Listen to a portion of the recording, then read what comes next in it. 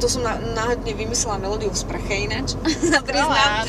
Ja som sa sprchovala a bola muža, že láska, poď sem s telefónom. Bože, čo sa stalo? Daj rýchlo nahrávanie. A začala som sa natáčať, áno. A neschovávaj sa, taký pekný kukúr za okuliarmi. Áno, okej.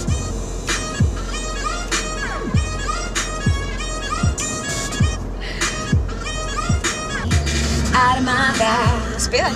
Ste moja armáda. Dobrá. Zapadá. Moja armáda. Spolu to dáme. Svet v rukách máme. Spolu to dáme. No, život sa mi otočil úplne. Vôbec som nečakala, že to bude takýto zásah do života. Som si nepredstavovala, že to bude až také náročné, pretože ja som si vždy myslela, že som pripravená. A potom začali iné pocity, začala som to pociťovať znútra, tak potom vznikol talizman. Všetky majú proste, nesú v sebe ten symbol, aj hlavne tie posolstva a všetko, taký život, skúsenosti, či som si prežila. Také zmapovanie tvojho života. Áno.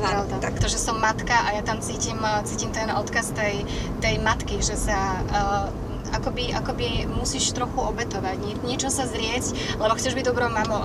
Ale akože úplne autorsky sama, čo som si písala, je skladba Vám, je skladba Talizman, skladba Žijem ako viem, takže potom to prišlo, ostala som tehotná a potom už to, zrazu sa moja ruka nevedela zastaviť.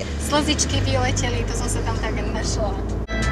Na chvíľu som sa vzdala tvojho náručia sama, životu zmysel dala.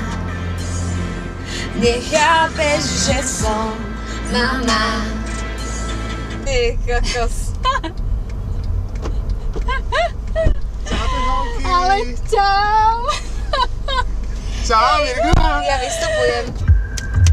Viem, začínaš sa báť, predo mnou sa nikde neschováš, vieš, je to prvýkrát.